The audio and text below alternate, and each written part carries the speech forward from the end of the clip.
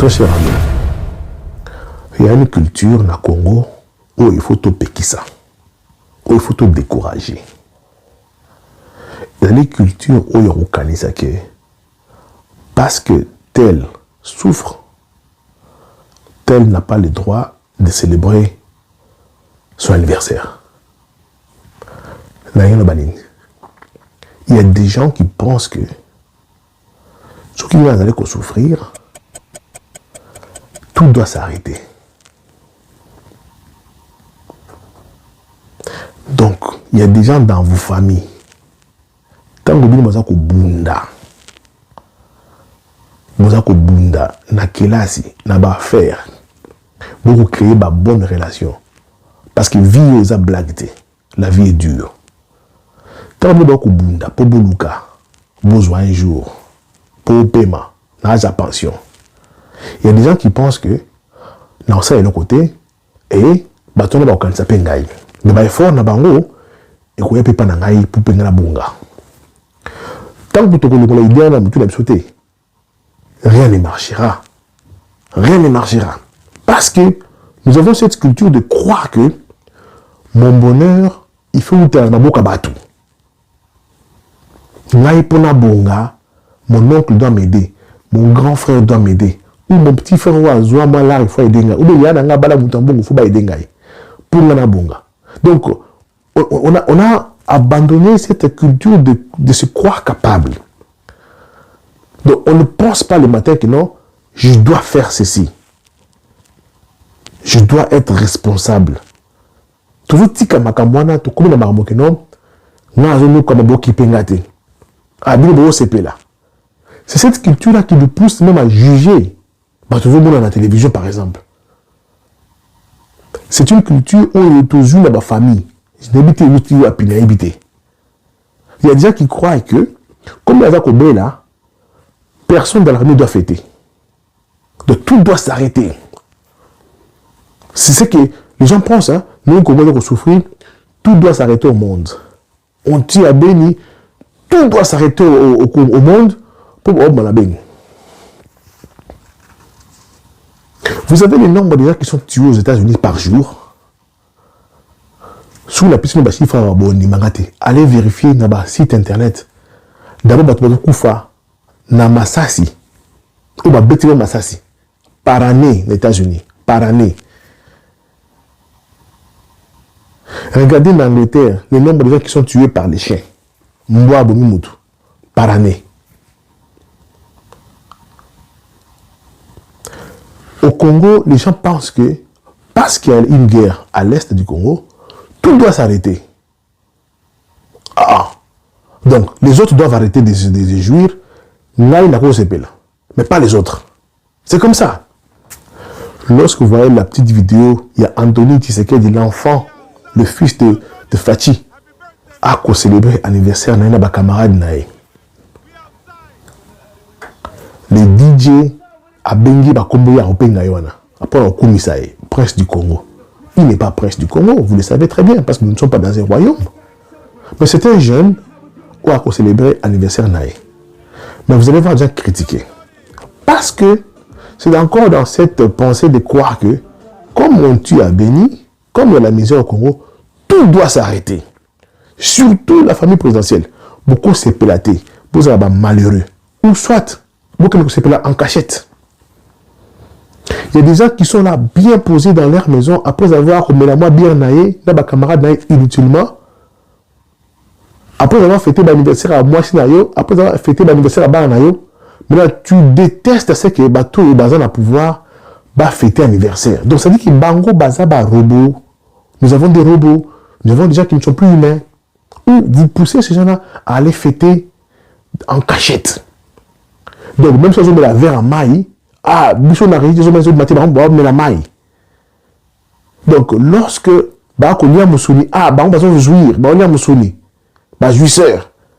c'est cette culture-là commune dans le langage tout facilement comme ça.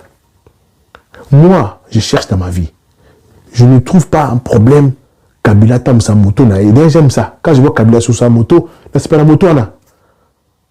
Mais il y a la caméra, la caméra, j'aime, j'apprécie. Moi, ce que je déteste, c'est la gérance de Kabila. Congo.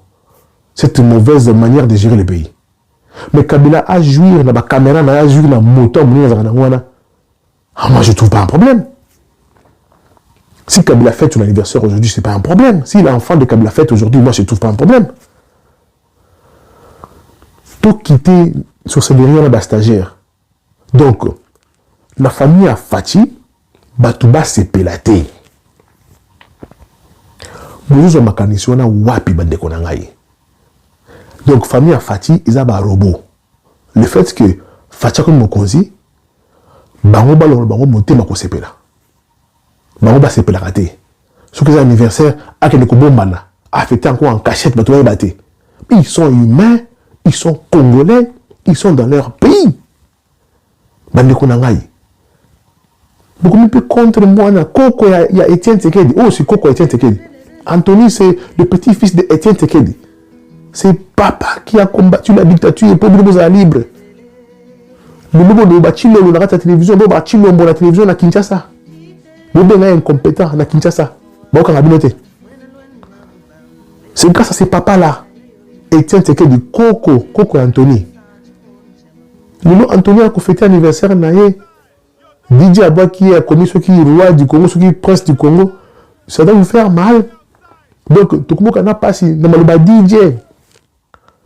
DJ n'a pas atteint la 20 sur 22. Donc, au Congo, les Congolais commencent à avoir mal et faire des débats sur une phrase que DJ a commis. Ou dans le DJ a boire qui n'a fait, soit ça me dit que beaucoup n'a eu. Motema mabe oyo, motema mabe ba Congolais oyo. Iza mabe makasi. Motema ba Congolais mabe, iza mabe makasi. Tout ça a monté à ma bémakasi.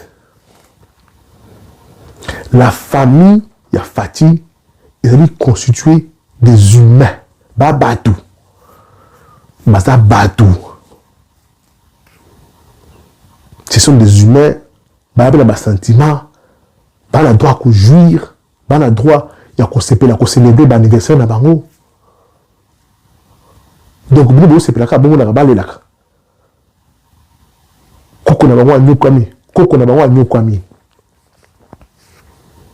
c'était bien tant que vous contribuerez à le combat n'a été. Le combat des activités de Mikanda. C'était bien. Mikanda combat l'UDPS. Et parmi ces gens-là, aujourd'hui, il y a des gens qui insultent l'UDPS, qui insultent Fati. Pour bien les amis qui sont de la Rabino, ils profiteront de la combat à Batumoussous. C'est comme ça à d'autres personnes. Hein. Il y a des gens qui pensent que combat est à Batumoussous. Il y a qu'à profiter. Je vais vous donner un exemple. La Kangay Moutoumou Bouazou est solo. Bako Bungisa. Balabala et pas na bango na Kisasa. Balabala na bango na Kisasa Bako Bungisa. Il y a Finga Kafati. Mais Azali Kosenga ke Niaye Mata. On a un projet. Batonga Ndako Moussou le pont na bango. Pourquoi? Parce que le pont n'a pas mis accessible dans la voiture. Parce que Ndila Fatia Totonisa la balaba na bango et Pessi valeur na ndako na bango. Donc une voiture, un camion peut venir, qui peut pas na bango. Donc attaque qu'on s'est permis Ndila Tokobonga pour na bénéfice na ndaku loyer mata, bato ndako moussou na kati. Mais ako finga Fati, ah ça est l'autre côté. Voilà l'homme noir, l'homme congolais. Balinga ko profiter na bola mamutu. Mamala mo ça doit profiter. Mes frères et sœurs, toujours collard. C'est le moment de vous dégager, de vous séparer avec des gens qui réfléchissent comme ça. Parce qu'un jour, on s'en a yopé. Il y a des gens qui aiment bien pour qui payer. Au sommet de bok, au sommet de tabac, na bar, ou même la montre que nous que tu as un. Il y a des gens qui aiment bien ça. Pendant des années, ça l'a bon, il y a un CPL. Mais le jour où il y a un problème. Donc, Félix, c'est que tu l'aimes. Donc, Fatih, ça dans le Congo, il y a des gens qui sont contents parce qu'ils ont profité de la bango. Mais ils ont fait Fatih. Donc, débat bongsi balabala, les bossons dans la bango, azali ko sepela parce qu'il y a le pain comme la valeur, il faut le aller mata. Mais quand film ça balabala voilà le terme bé à congolais. Billet Kiti, C'est-à-dire que le Lubumbashi Kinshasa, tu peux faire ça aller-retour à 300 $. Il y a des gens qui insultent Fati, mais ils ont préféré aux avions à qui ne pas profiter. Il y a des gens qui ont juge à l'immigration qui n'ont pas de mais parti on a eu pouvoir au fin de la partie parce qu'il y a des gens qui ont séparé la partie pour aux Mukanda. Tu ne contribues jamais à la partie oh Congolais ouais mutamabe non moi mutamabe makasi donc quoi Etienne a fêté anniversaire ça doit faire un problème et puis dans micro il y a un problème là des adultes tu vas micro ou ba ko bota mwana wana donc parce que Fatia a pouvoir dans sa famille il faut avoir matanga il faut avoir babola bango ba sepelate donc la famille d'Etienne Tshisekedi ba sepelakate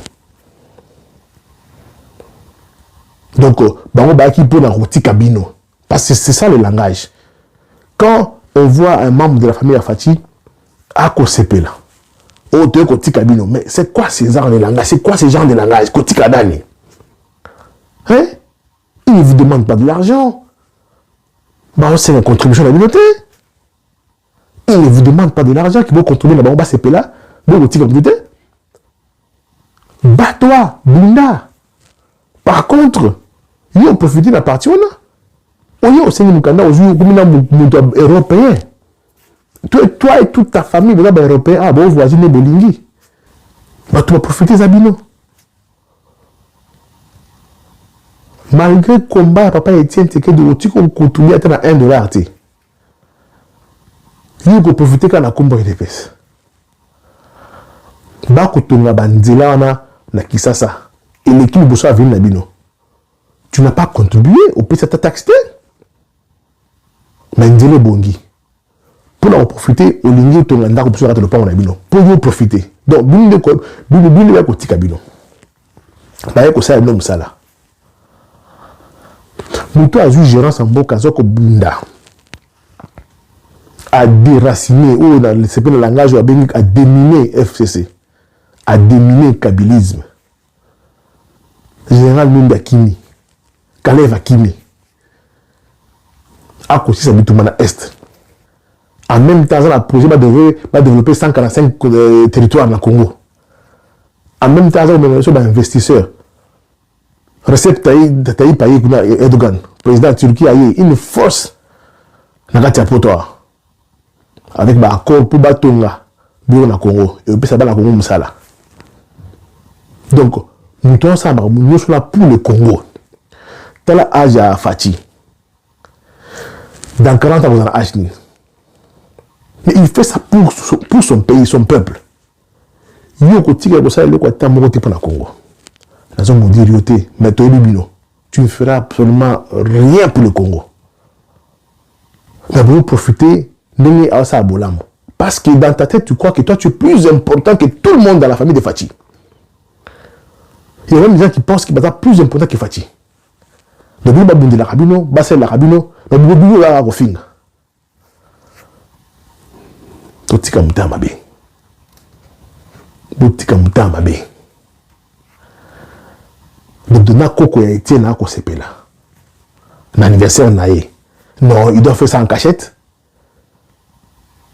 Oui, ça commune là-bas tout. Il y a des Congolais qui se croient super Congolais.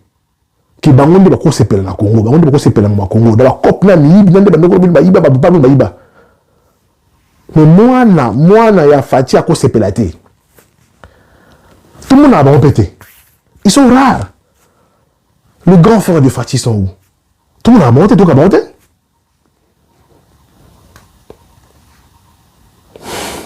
Congolais en Mamabe. Fati a aussi marre pour le Congo. Fati a un Congo. Fati a des grands projets pour le Congo. Quand tu as pouvoir, oh, élection. Congolais. Totika Mamabe. La famille de Fati ne doit pas être votre cible. Donc aujourd'hui, les gens, et même des gens qui s'attaquent à la famille de Fati, Batini famille à Kabila, oh, il va comme un millionnaire tranquille. Donc ce n'est plus Kabila le problème. Comme Fati, famille à Fati. botika motema mabe. Botika motema mabe. La famille de Fati, ils ont humain. Ils ont droit de célébrer l'anniversaire na bango. Ils ont droit de fêter. C'est humain. Vous n'avez pas fêter la Kimpaka. Vous n'avez pas fêter en cachette. Vous devez vous habituer à ce genre d'image. Ce sont des humains. Y compris les conseillers à Fati. Ils ont le droit de prendre un verre de bière. Ils ont le droit de danser. Ils ont le droit de rire. Ils ont le droit d'être entre amis. Et de célébrer, mais je ne sais pas quoi. J'ai vu des gens célébrer. Équipe à Mindele gagner. Équipe à Mindele. Tu ne payes absolument rien. Équipe on a. Tu ne gagnes absolument rien. Équipe on a. Équipe on a ébioté. Et puis ça va m'étiqueter. Mais cette équipe-là gagne. Équipe à Mindele gagner. Au célébrer.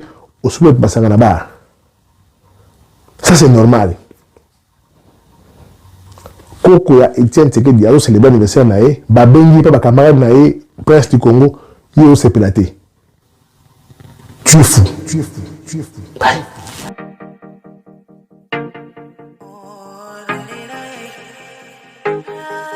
Rappel.